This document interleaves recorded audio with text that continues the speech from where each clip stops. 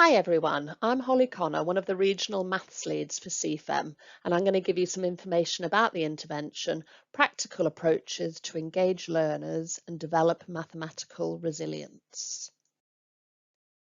When CfEM first started, there was consultation with the sector which led to the development of the 5 key principles of mastery teaching in FE.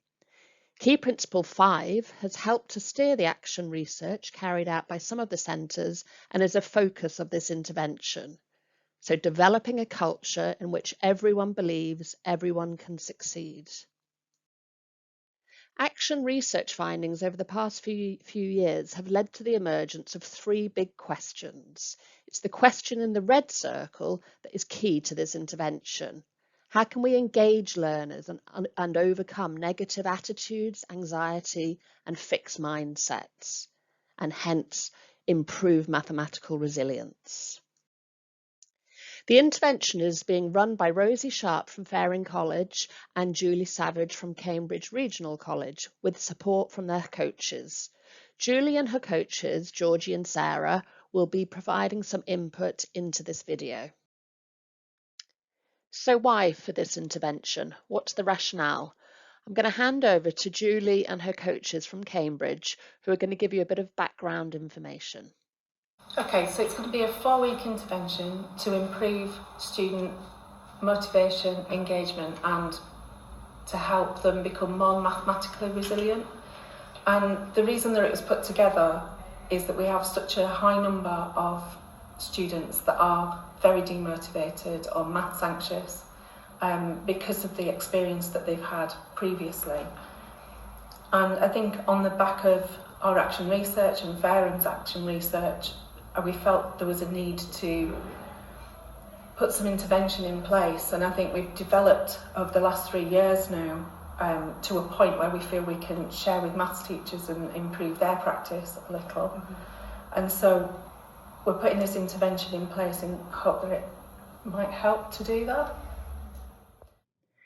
To add a bit of data to what Julie's just said, the last AOC report showed that 47% of students came to FE without their grade 4 or higher in maths, and of these, just 21% achieved it at college.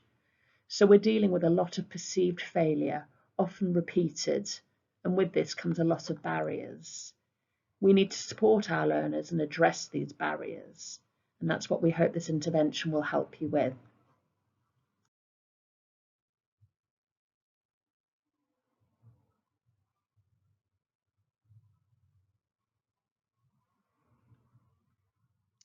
So now I'm going to talk about what the intervention is. So each week in the 4-week intervention, there'll be a different theme.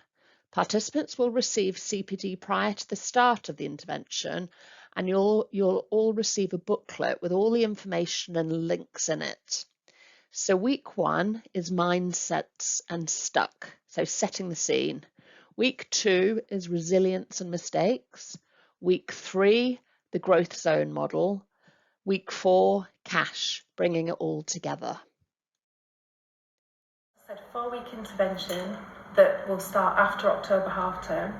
So around that time when the learners are perhaps about to do or have done the November resit and are very demotivated usually, and it will run between sort of November, December time. As said, you'll get a brochure with a booklet with absolutely everything that you could need in it. We will give you the maths anxiety questionnaire to do either just before or the week starting the intervention that you can share with the class to explore those mindsets with them, make them feel that they're not on their own and feeling the way that they are doing. I think teaching them about the growth mindset in there is really, really important, and we'll share that with you and the best way to put that across to the learners. So Julie's referring to week 1, which really sets the scene. You'll share the questionnaire results with your class to help promote a safer, more positive learning environment and start to build trust. Along with mindsets, stuck strategies will also be explored. So how will you address the themes? You'll get a starter that you can try once a week or more that will have a bit of a key message behind it. So it might be how to be resilient. It might be understanding the growth zone a little bit more through activity, through that starter activity. On top of that, we're going to give you some low-stake activities. So activities that perhaps take off the pressure of those maths anxious students. Just to reiterate what Julie's just said, each week you'll have a starter that will help embed the theme of the week. For the low-stake activity, you'll have a choice of 2 each week, and as Julie explained, these aim to build learner confidence by taking the spotlight off the individual, or by giving the student choice, or it could be a goal-free task. So week 1 we've already looked at, and that was about setting the scene. Week 2 is about resilience and starting to build a class culture of celebrating mistakes. Week 3 will be about exploring the growth zone model with the learners. And week 4 is bringing it all together, looking at the cash model, which is knowledge, attitudes, skills, and habits. So what else? We've talked about the activities that you'll be doing, but also key to increasing engagement and resilience is building strong relationships, trust, and making sure each learner feels valued and heard. The CPD that will be provided by CfEM and Cambridge will cover tips about this. Julie's now going to tell you a bit about language choice and what the CPD will involve.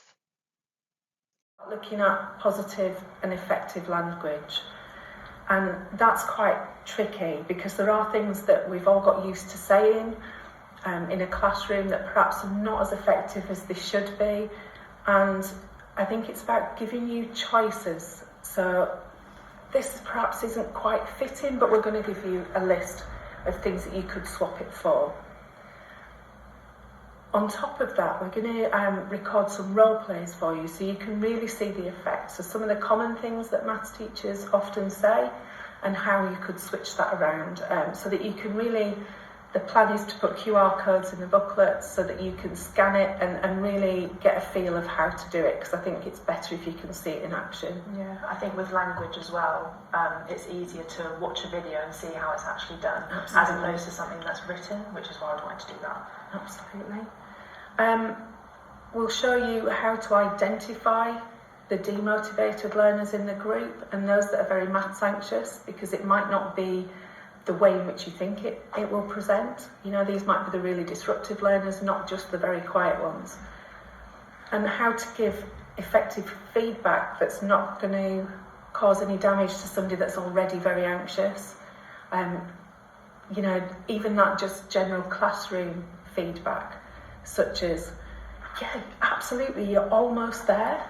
You know, you're really almost there. Let's take it back a stage. Let's look at this bit that you've done. Tell me what you did there. Okay, so if we move back forward now, where would you go with it? And it's just trying to keep it much more positive and acknowledge what they've done. Celebrating what they've done already, rather than focusing on what they haven't done. And telling them that they've got it wrong. Yeah, Absolutely.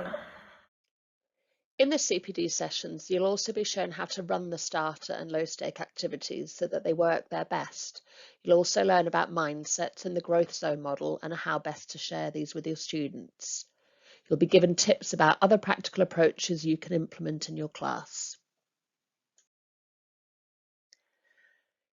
Julie's now going to tell you a little bit about gathering feedback and the support that both Cambridge and CfEM will be offering. You'll then put the questionnaire out again at the end of the intervention so that we get some feedback on how the learners felt that 4 weeks went. But in terms of teachers, what we'd like you to do is to reflect, because I think we don't take enough time to really reflect on what's happened. So throughout this booklet, you'll have little sections that you can put key bits in that you've noticed, because we all know when we come to reflect at the end of a week or the end of a day that we've forgotten what happened. It's so busy. So there'll be little opportunities throughout. And then we'll also offer some on-demand support, some further reading, And we'll offer a couple of sessions that you can come to on Teams or Zoom, whichever we decide, that you can come and ask us questions or reflect with us on things that have happened, and we can help you through it a little bit. Thank you very much for watching. We look forward to working with you.